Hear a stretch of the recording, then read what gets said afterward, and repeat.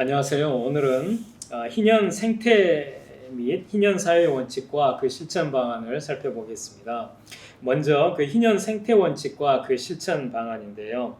희년 생태 원칙은 한마디로 생태계 보호 원칙입니다. 생태계 보호. 이 생태계 보호 원칙은 안식년과 희년에 지켜지는 토지 안식과 동물 공존에서 잘 드러납니다. 먼저 이제 토지 안식의 경우에 하나님께서 안식년과 희년에 땅을 쉬게 하신 첫째 목적은 하나님이 그 창조하신 땅을 사랑하셔서 보호하시기 위한 것입니다. 그리고 둘째 목적은 미래 세대의 토지권을 현재 세대와 평등하게 보호해 주시기 위한 것입니다. 만약 현재 세대가 욕심을 부려서 땅을 쉬게 하지 않고 농사를 계속해서 지으면 땅의 힘이 약해져서 미래 세대는 나쁜 땅을 물려받게 되겠죠. 그렇게 되면 현재 세대와 미래 세대 사이에 토지권이 불평등하게 될 것입니다. 이와 같이 안식년과 희년의 토지 안식에 담긴 세대 간의 토지 평등권은 현대 생태학의 지속 가능성에 담긴 세대 간의 환경 평등권과도 일맥상통하는 것입니다.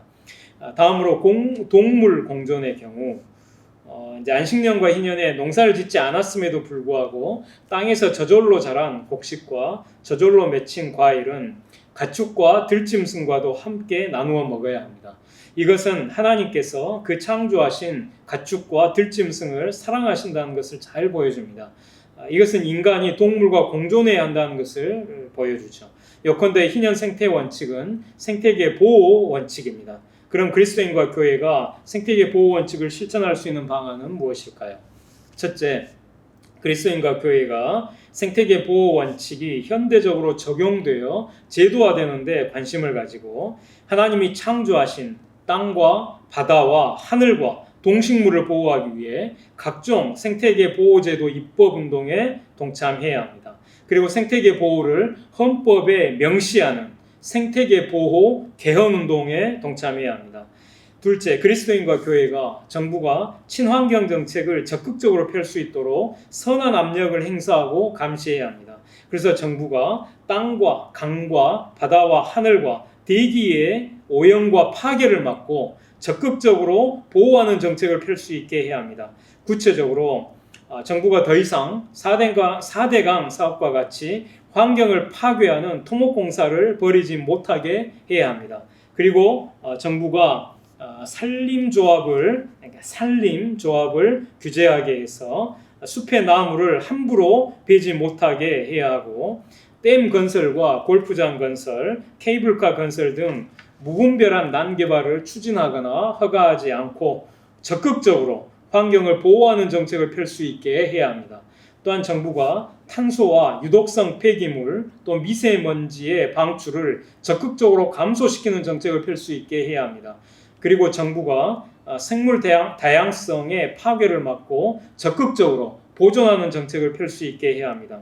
또한 정부가 가축의 동물권을 존중해서 구제역이나 조류 인플루엔자로 더 이상 가축을 대량 살처분하는 사태가 발생하지 않도록 친환경 가축 사육을 유도하는 정책을 적극적으로 펼 수 있게 해야 합니다.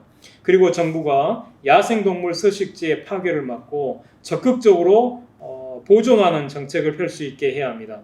또한 정부가 핵발전소를 단계적으로 감축해서 결국에는 모두 폐기하고 그 대신 적극적으로 친환경 에너지를 개발하는 정책을 펼 수 있게 해야 합니다. 셋째, 그리스도인과 교회가 실생활에서 생태계 보호 원칙을 실천하기 위해 노력해야 합니다. 구체적으로 일회용품을 쓰지 않아야 합니다. 예를 들어 종이컵 대신에 개인 휴대컵을 쓰고 비닐봉지 대신에 장바구니를 쓰고 티슈나 냅킨 대신에 손수건을 쓰는 것입니다. 그리고 사업이나 사역을 위해 꼭 필요한 경우가 아니면 자동차를 소유하지 않고 대중교통을 이용하는 것입니다.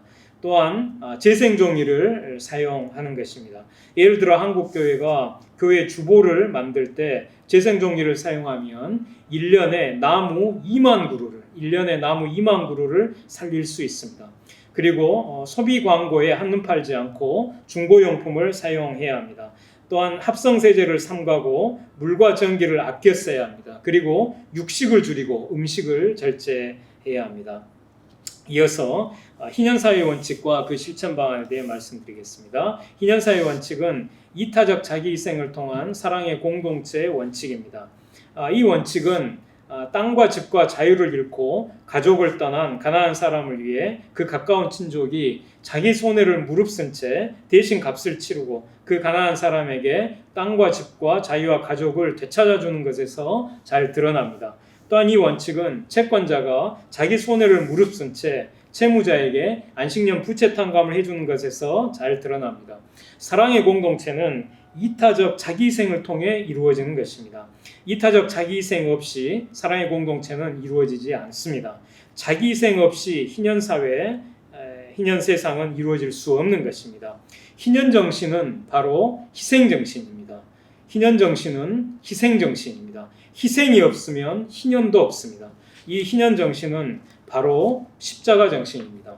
인자가 온 것은 섬김을 받으려 함이 아니라 도리어 섬기려 하고 자기 목숨을 많은 사람의 대속물로 주려 함이니라. 이 예수님의 말씀처럼 예수님은 십자가에서 우리를 위해 대신 값을 치르시고 우리가 잃어버린 땅과 집과 자유와 가족을 회복시켜 주셨습니다. 그러니까 예수님은 십자가에서 우리를 위해 대신 자신의 목숨을 그 값으로 치르시고 우리가 잃어버린 땅과 집, 곧 하나님의 나라 기업과 우리가 잃어버린 자유, 곧 마귀와 죄와 사망의 종로로부터 해방되는 자유와 또 그리고 가족, 하나님을 아버지로 모시고 모든 믿는 자를 형제자매로 삼는 새로운 가족을 회복시켜 주심으로써 우리에게 영원한 희년을 선포해 주셨습니다. 그리고 우리가 진 모든 죄의 빚을 탕감해 주심으로써 우리에게 영원한 안식년을 선포해 주셨습니다. 죄의 빚 탕감이 곧 죄 사함이죠. 그래서 예수님은 우리에게 죄의 빚을 탕감해 주심으로써 우리에게 영원한 안식년을 선포해 주신 것입니다. 예수님은 십자가 대속을 통해 우리에게 안식년과 희년을 포함하는 넓은 의미의 희년을 이제 선포해 주신 것입니다. 예수님의 십자가 정신을 본받는 것이 바로 희년 정신인 것입니다. 요컨대 희년사의 원칙은 이타적 자기희생을 통한 사랑의 공동체의 원칙입니다. 그럼 그리스도인과 교회가 이타적 자기희생을 통한 사랑의 공동체 원칙을 실천할 수 있는 방안은 무엇일까요? 첫째, 그리스도인과 교회가 이타적 자기희생을 통한 사랑의 공동체 원칙이 현대적으로 적용돼서 제도화되는 데 관심을 가지고 우리 역사에서 이타적 자기희생을 통해 나라 사랑의 모범을 보여준 독립운동가의 후손들을 실질적으로 애우하고 사회경제적으로 책임지는 제도 입법을 해야 합니다.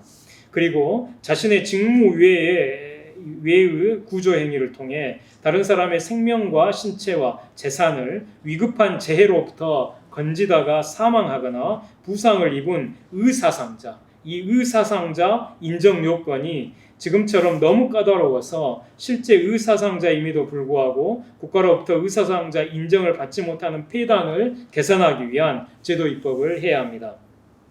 둘째, 그리스도인과 교회가 이타적 자기희생을 통한 사랑의 공동체 원칙을 실천하기 위해 노력해야 합니다. 세상의 소금과 빛답게 사회에서 더 이상 이기적으로 살지 않고 이타적 자기희생을 실천함으로써 세상이 하나님께 영광을 돌릴 수 있도록 노력해야 합니다. 그리고 자기 교회 성도들 가운데 가난한 사람들을 위해 사랑을 실천하려고 노력해야 합니다. 예를 들어서 구제를 활성화하는 것이고 또 이제 청년과 노인 등 가난한 1인 가구 성도에 대해서 월세를 지원하는 것, 또 헌금 봉투에 가난한 성도의 이름을 쓰고 헌금하면 목회자나 재정 책임자가 그 가난한 성도에게 전달하는 지정헌금, 이런 지정헌금을 실천하고 또 교회 안에 소액대부위원회를 설립하고 심사를 통해 급히 돈이 필요한 가난한 성도에게 무이자 소액대부를 실천하고 또 그렇게 꾸어간 가난한 성도들이 일정 기간 후에도 도저히 갚을 수 없는 형편일 경우에는 그 부채를 탕감하는 이런 구체적인 실천들을 해야 합니다. 또한 자기 교회 성도들만 아니라 지역사회의 가난한 이웃들을 위해 사랑을 실천하려고 노력해야 합니다. 예를 들어서 이제 주민센터의 소개를 받아 지역사회에 가난하지만 모범적인 학생들을 위해 장학금을 수여하고 또 요금을 내지 못해서 전기, 가스, 수도가 끊어진 그런 가난한 가구를 위해서 그 요금을 대납해주고 또 결식아동과 무이탁 노인에 대해 사회 경제적인 돌봄을 행하는 것입니다. 셋째, 목회자는 정기적인 설교와 교육을 통해 희년정신, 그러니까 희생정신, 십자가정신을 강조해야 합니다. 그래서 목회자들이 이런 이제 정기적인 설교를 통해 사랑의 공동체는 이타적 자기희생을 통해 이루어진다. 이타적 자기희생 없이 사랑의 공동체는 이루어지지 않는다. 희년정신은 바로 희생정신이다. 희생 없이는 희년도 없다. 그런데 희년정신은 바로 십자가정신이다. 우리 모두 십자가에 못 박혀 우리에게 희년을 선포해 주신 예수님의 마음을 품고 희년정신, 십자가정신으로 이타적인 자기희생을 통해 이웃사랑을 실천하고 사랑이 넘치는 교회와 사회를 만들자. 이런 요지로 모든 성도들에게 가르치기 위해 노력해야 합니다. 그리고 목회자는 구제사역을 담당한 장로와 권사와 집사에 대한 정기적인 교육을 통해 희년정신, 희생, 십자가정신을 강조하면서 예수님의 마음을 품고 교회의 가난한 성도들과 지역의 가난한 주민들에게 결코 마음의 상처를 주지 않으면서 참으로 겸손하게 구제사역을 잘 감당할 수 있도록 가르치기 위해 노력해야 합니다. 이렇게 이제 구제를 행하다가 가난한 사람들의 마음에 상처를 주는 그런 경솔한 발언을 하거나 그런 혹은 지나친 분들은 오만한 태도를 보임으로써 가난한 사람들의 마음을 상하게 하는 경우들이 많이 있습니다. 그래서 결코 그렇게 되지 않도록 참으로 이제 겸손하게 예수님의 마음을 품고 교회의 가난한 성도들과 지역의 가난한 주민들에게 마음의 상처를 주지 않으면서 겸손하게 구제사역을 잘 감당할 수 있도록 목회자들이 구제사역을 담당하는 장로, 권사, 집사에 대해 정기적으로 그런 교육을 실천해야 한다는 것입니다. 오늘은 여기까지 하겠습니다. 감사합니다.